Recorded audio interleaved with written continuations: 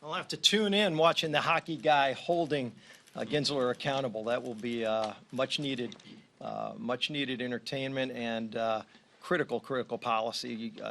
Devastation that they've done to so many markets. Crypto is one of, unfortunately, many markets that they've gone after.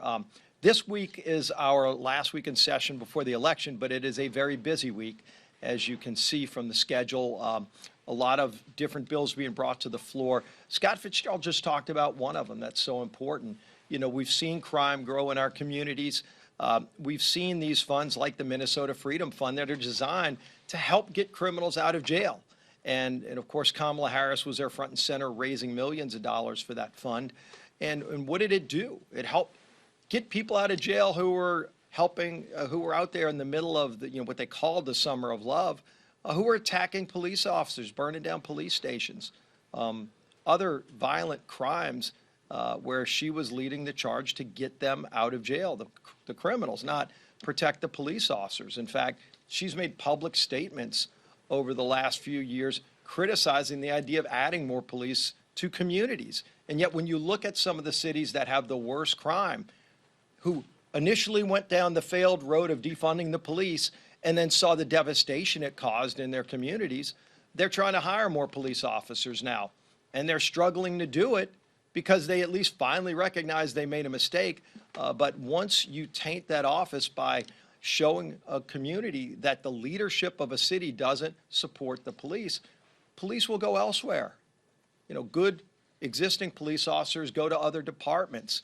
Young people who want a career in law enforcement are not going to go to a place where it's so volatile that they know that the leadership of that community doesn't have their back. So they go to other places where they know that the local community will have their back.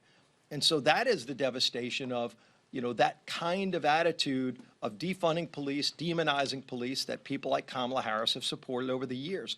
When we leave here to go across the country in October, and as much as we're going to miss you in this venue, maybe we'll come back every week, Mike. I don't know. We'll, do that once a week and see who shows up. But more than likely that won't happen. But we will see you out on the road if you're there. But when you go to swing districts, where a lot of us will be, you see the same thing playing out in every community, whether it's a swing state like Pennsylvania, where it just was last week, or whether it's a community in California where they've got swing districts.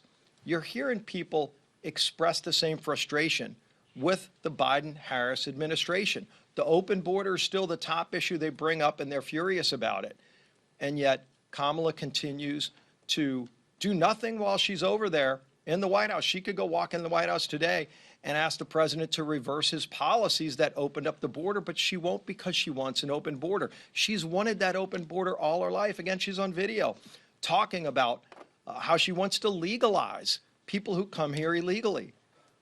And then when she tries to express, well, maybe I'm now for a secure border, and she's pressed on it, she says, my values haven't changed. Her values are far left liberal. They've been that way her whole life. She wants to ban fracking. She hasn't changed her views on that. She wants to have an open border. Her views haven't changed on that either. You've seen her radical views. She cast a tie-breaking vote, as our conference chair, Elise, just talked about, to create the inflation that I hear about in every community I go to. Higher costs at the grocery store, higher costs at the gas station. Those are a direct result of not just the Biden administration's policies, but Kamala Harris's vote. And I'm not talking about in the Senate, where she might have been with 60 other people. I'm talking about Kamala Harris's vote when it was a 50-50 tie. And it could have gone down with her vote, and we could have had lower inflation with her vote, but instead she used her vote to raise inflation, her tie-breaking vote that jacked up the inflation that's crushing low and middle income families today. Her tie-breaking vote, Kamala Harris, was the vote that doubled the size of the IRS. And now some of those new agents that they've hired are going after the waiters and waitresses, making them pay higher taxes on tips. And then she claims that she wants to get rid of the tax on tips, yet she's sicked an army of new IRS agents after those very same waiters and waitresses. So what she's done has consequences. We're going to be talking about this contrast because Donald Trump wants lower tax rates. Donald Trump wants to secure our border, and he did it before. Donald Trump wants sound tax policy where lower and middle income families can actually benefit from the growth that comes with a healthy economy. Unfortunately, we don't have that today, but we had it when Donald Trump was president of the United States last time. And so when you look at all of those things, and not to mention, of course, he's always supported our men and women in uniform, and he'll continue to do that again. He'll stand up to the bad guys around the world. And right now, America is letting the bad guys around the world run roughshod over our allies and doing harm to America as well with no consequence. All that will change if we get President Trump back in office. And that contrast, I think, is going to be sharply shown through the month of October leading into the election November 5th.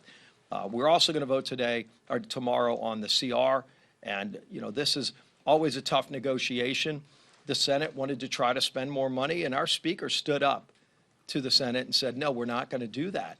They wanted to play this Christmas Eve omni game that they used to play, having an omnibus dropped on Christmas Eve, and nobody's read the bill, and it just gets voted on, and everybody leaves town.